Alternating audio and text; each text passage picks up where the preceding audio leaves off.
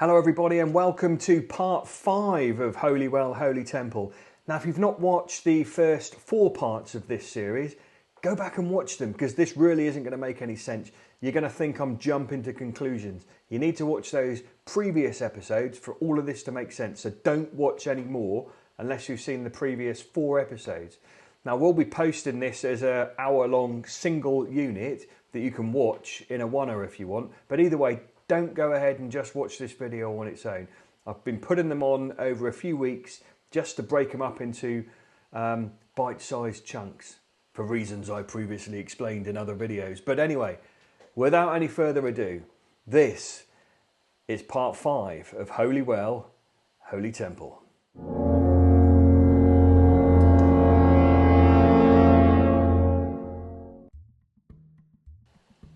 So in this episode, we're going to be talking about the size and shape of primordial pyramids that existed at the site of the Great Pyramid before it was built.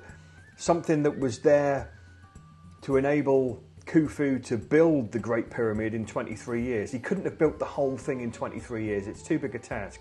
But if he was enlarging a structure that was already there, that's probably doable in 23 years. Before I explain the size and the shape and the internal structure of previous primordial pyramids, first we need to discuss the size and shape of the current Great Pyramid and the internal layout of its chambers. So you can see a picture here of the current Great Pyramid at Giza, and the first chamber aspect that we're going to look at is called the King's Chamber. Now this is a large granite chamber with huge granite blocks, some of them weighing as much as 30 or 40 Range Rovers in weight. Think about that, each block that heavy, that they moved 540 miles from Aswan.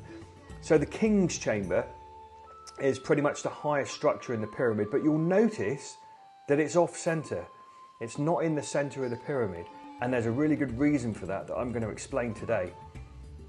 In the King's Chamber, there are 2 air shafts coming off. One to the north and one to the south.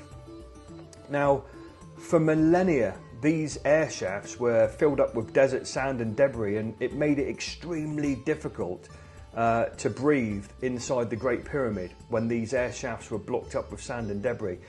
The heat was unbearable and the humidity inside the structure was at very, very uncomfortable levels. Now, these air shafts were eventually cleared in 1837 by Colonel Howard Weiss, and he did this by punching down with a battering ram from outside the pyramid where the northern shaft exits the pyramid, and this northern air shaft, where it exits, there's a place called the Man Killer Shaft because it was so bloody dangerous, and they were up there punching down with a battering ram. But when Colonel Weiss eventually managed to batter this debris through and punch through, it blew it all down inside the pyramid and filled the entire inside of the Great Pyramid with dust, which made it quite impossible to breathe inside the structure for a short while. But when the dust settled and the air cleared, the airflow provided by these air shafts reduced humidity and made it extremely easy to breathe inside the Great Pyramid for the first time in millennia. This is proof of the function of air shafts. Now, the notion that these were star shafts or places for the pharaoh's soul or Ba to ascend is fanciful nonsense. And in addition, while I'm on my feet, these shafts do not point to certain specific stars that were significant to the ancient Egyptians. This is again horse manure made up to sell a book or hide a truth. Moving to the north of the King's Chamber, or to the right in this image, we come to the top of an internal structure called the Grand Gallery. Now this Grand Gallery is essentially a huge defence mechanism or trap, and the idea is that there would have been huge stones at the top of the Grand Gallery that were wedged in place, and if a foreign raiding party came into Egypt to lightly molest, a smash and grab party if you will, they used to come in, take and then leave again. But if a raiding party came in and headed for the Great Pyramid, they would spring the trap, seal off the upper chambers of the Great Pyramid, and it would take months for the raiding party to dig their way in.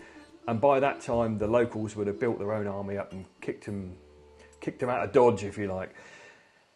So the Grand Gallery is a defence mechanism. It's a huge structure at an angle with a corbelled ceiling. It's fascinating. But here we are standing where the arrow is at the top of the Grand Gallery. The top of the Grand Gallery is quite likely one of the most important places in the whole structure, because when you're at the top of the Grand Gallery, you're standing on top of a primordial pyramid. And I'll come on to that a little bit more in a moment. All will become clear. Moving down the Grand Gallery, we come to an intersection at the bottom. One of the passageways leads across to the south to the Queen's Chamber, which is a very important chapel, and you're probably starting to see the primordial pyramid now. The Queen's Chamber is bang smack in the middle of a smaller primordial pyramid that existed before the Great Pyramid was enlarged. The Queen's Chamber has 2 air shafts that don't reach the outside of the pyramid. Now these air shafts would have originally reached the outside of the pyramid, but as the pyramid was enlarged, eventually they became redundant when the King's Chamber was built. Moving back along the passageway of the Queen's Chamber, back to the intersection point at the bottom of the Grand Gallery, we have the top of the well shaft, which is the top of an extended well which leads from the bedrock below, the site of a former holy well, which I've spoken about in the previous videos in great detail. The other passageway you can travel down here is called the Ascending Passage. And the Ascending Passage, if we go back down it, it leads to the Descending Passage, which is a long corridor that leads all the way down to the subterranean chamber. Now the subterranean chamber, as I've previously explained in other parts of this video, is a lower subterranean ritual or holy well site, a deeper subterranean well that was dug to chase down further the holy water as the water table continued lowering in antiquity. If we travel all the way back up the Descending Passage, we come to the main entrance of the pyramid.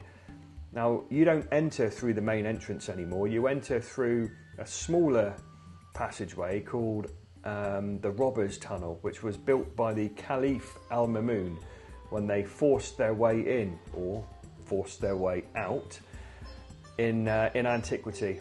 Slightly above the Robbers' Tunnel is the main entrance with the Descending Passage, but there's this small little passageway that leads to nowhere just above. This is the Scan Pyramids void space that was found in 2023. Incidentally, I was there on the Giza Plateau when they drilled in with a small drill and took these images, proving that the muon scanning and the void space that they thought they had found was actually a real space inside the pyramid. Now this passageway appears to go to nowhere, but look closer. What does it line up with?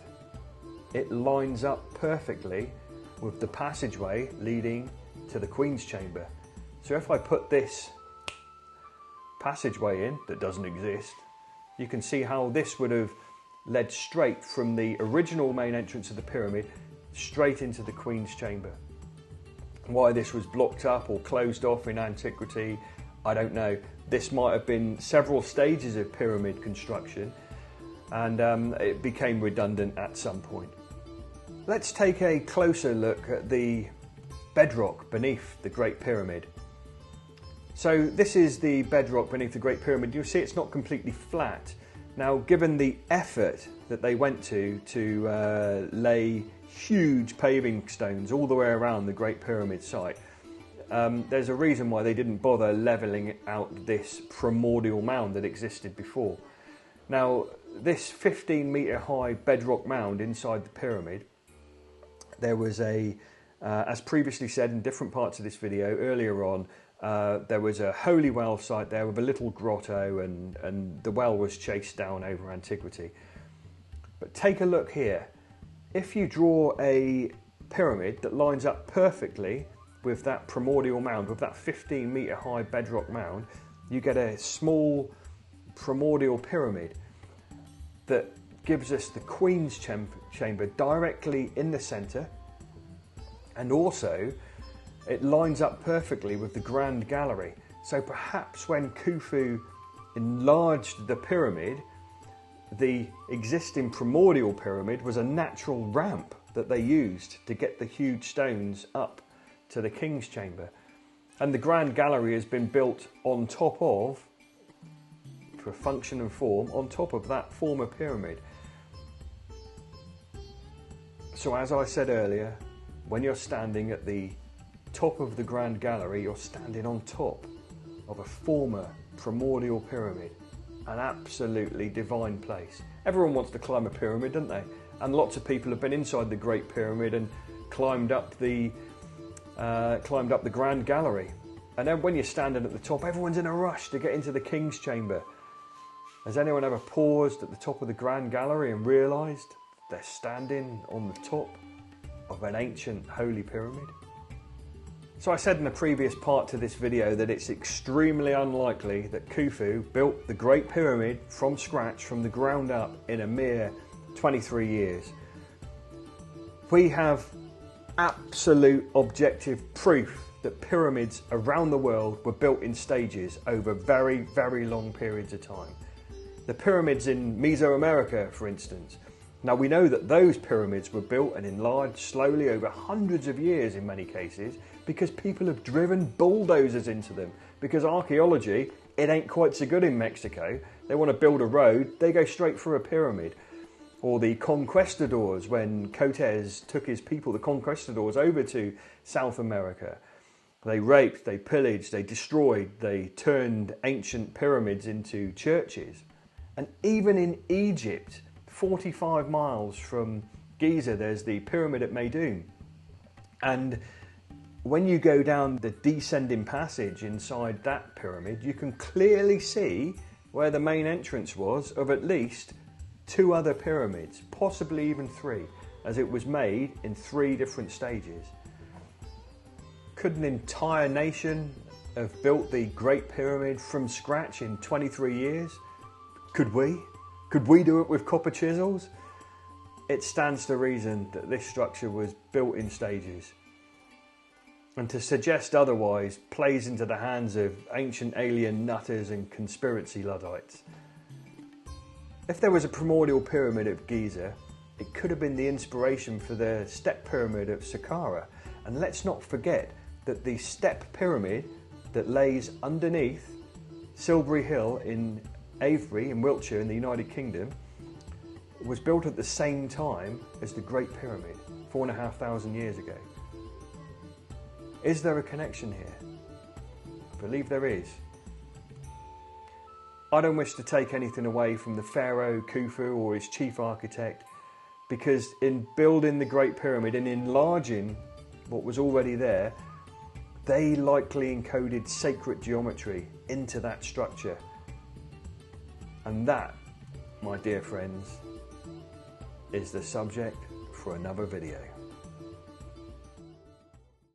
Right, I'm going to have to stop right here.